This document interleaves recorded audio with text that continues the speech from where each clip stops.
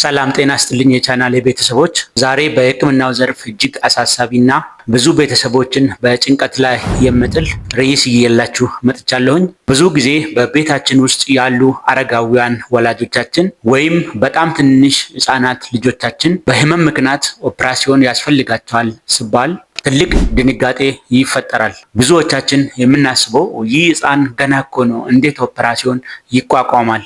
ወይም ደግሞ እኚህ አዛውንት እድሜያቸው እኮ በጣም ገፍቷል፣ መደንዘዣ መስጠት አይገላቸውም ወይ የሚል እናስባለን ብዙ ጊዜ።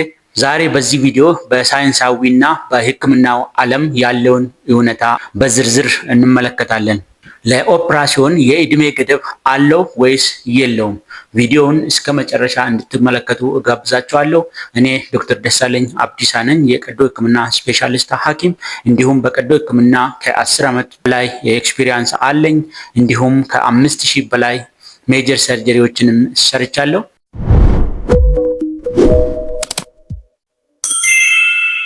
ወደ ዝርዝሩ ከመግባታችን በፊት ይህ ቪዲዮ ለእውቀት ብቻ የተዘጋጀ በመሆኑ ማንኛውም ውሳኔ የራስዎን ሐኪም ማማከር እንዳለብዎ በድጋሚ ለማሳሰብ እፈልጋለሁኝ። በመጀመሪያ ደረጃ ማወቅ ያለብን በሕክምና ሳይንስ ውስጥ ለኦፕራሲዮን የተቀመጠ ከዚህ ዓመት በላይ ወይም ከዚህ ዓመት በታች አይቻልም የሚል የእድሜ ጣራ የለም። ለዚህም ደግሞ ማረጋገጫው በሁለቱም ጫፍ ላይ ያሉ ታካሚዎቻችን ናቸው። አንዳንድ ሕፃናት ገና በማፀን ሳሉ ወይም ደግሞ በተወለዱ በጥቂት ሰዓታት ውስጥ አስቸኳይ የሆነ የልብ፣ የጨጓራ ወይም ደግሞ የሌላ አካል ኦፕራሲዮን ሊያስፈልጋቸው ይችላል። እንዲሁም በዓለማችን ላይ እድሜያቸው ከ90 እስከ 100 የሚሆኑ አዛውንቶች የተለያዩ ኦፕራሲዮኖች ሊያስፈልጋቸው ይችላል። እንደነ የአይን ሞራ ኦፕሬሽን፣ የልብ፣ የሳምባ፣ የአንጀትና የተለያዩ ኦፕራሲዮኖች ይደረግላቸዋል። ኦፕራሲዮኑም ደግሞ ተደርጎ በተሳካ ሁኔታ ጤንነታቸው ተመልሶ ወደ ቤታቸው ሲሄዱም እናያለን። ስለዚህ ሐኪሞች ለአንድ ሰው ኦፕራሲዮን ሲያደርጉ የልደት ቀኑን ወይም ደግሞ እድሜውን ሳይሆን የሚያዩት ፊዚዮሎጂካል ኤጅ ወይም ደግሞ ፊዚዮሎጂካላዊ እድሜ ወይም ደግሞ የሰውነቱን ጥንካሬ ነው ማለት ነው። ዶክተሮች አንድን ሰው ለኦፕራሲዮን ብቁ ነው ከማለታቸው በፊት እድሜው ስንትም ይሁን ስንት የሚከተሉትን 4 ነገሮች በጥልቀት ይመረምራሉ ወይም ደግሞ ይገመግማሉ፣ ያያሉ። የመጀመሪያው የዋና ዋና አካላት ጤናማነት ወይም ደግሞ ኦርጋን ፋንክሽን የምንለው ነው።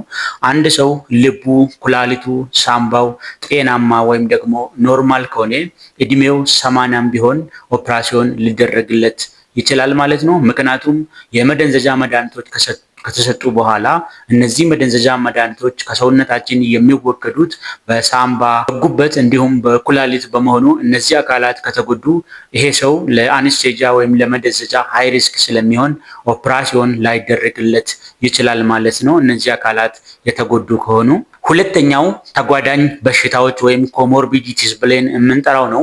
አንድ የ90 ዓመት ታካሚ ቁጥጥር የተደረገበት ግፊት ወይም ደግሞ ኮንትሮልድ ሃይፐርቴንሽን፣ ቁጥጥር የተደረገበት የሱካር ህመም ወይም ደግሞ ኮንትሮልድ ዲያቤተስ መሊተስ ቢኖረውም ኦፕራሲዮን ሊደረግለት ይችላል።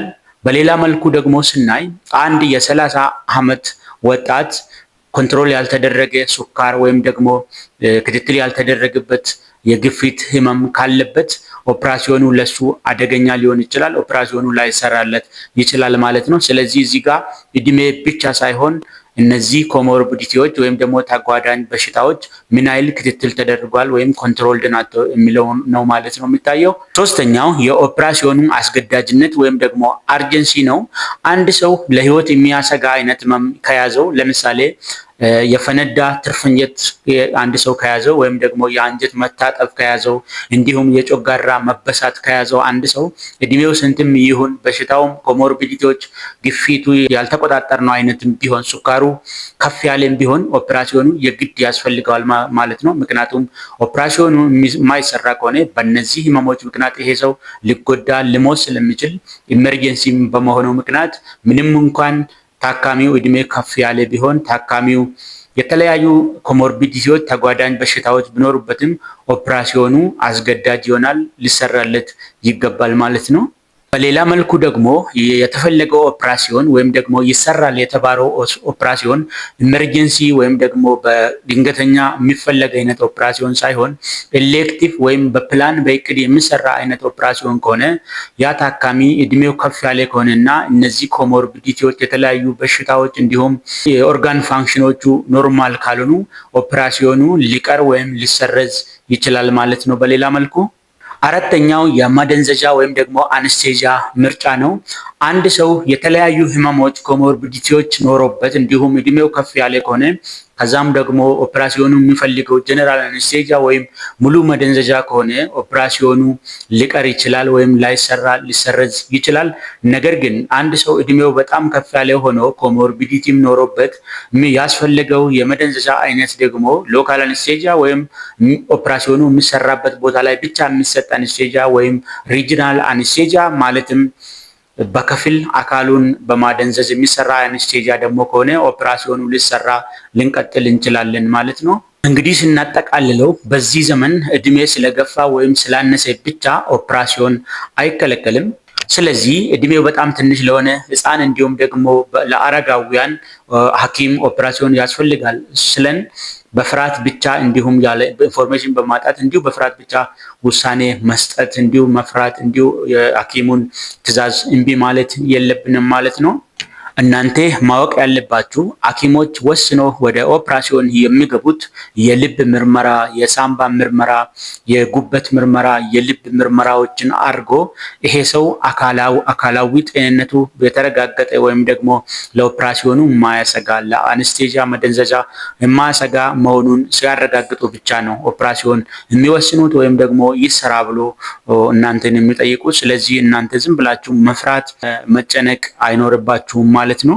ውድ ተመልካቾች እንግዲህ እናንተ ደግሞ በቤተሰባችሁ ውስጥ ወይም ደግሞ እናንተ የምታውቁት ሰው እድሜው በጣም ከፍ ብሎ ኦፕራሲዮን የተሰራለት እንዲሁም ደግሞ እድሜው በጣም ትንሽ ሆኖ ኦፕራሲዮን ተሰርቶላቸው ተሳክቶላቸው ድኖ ወደ ቤታቸው የሄዱ ሰዎችን የምታውቁ ከሆነ በኮሜንት ሴክሽን ላይ እንድታሳውቁኝ እጠይቃቸዋለሁ። ይህ መረጃ ለብዙዎች እውቀት ስለሚሰጥ እንዲሁም ደግሞ ጭንቀትን ስለሚቀንስ ላይክ ሼር እንድታረጉ እንዲሁም ለዚህ ፔጅ አዲስ ከሆናችሁ ደግሞ የደወል ምልክቷን በመጫን ቤተሰብ እንድትሆኑ በትህትና እጠይቃችኋለሁ። በተመሳሳይ ቪዲዮ የሚቀጥለው ጊዜ እስከምንገናኝ ድረስ ሰላም ሁኑልኝ። ጤና ይስጥልኝ።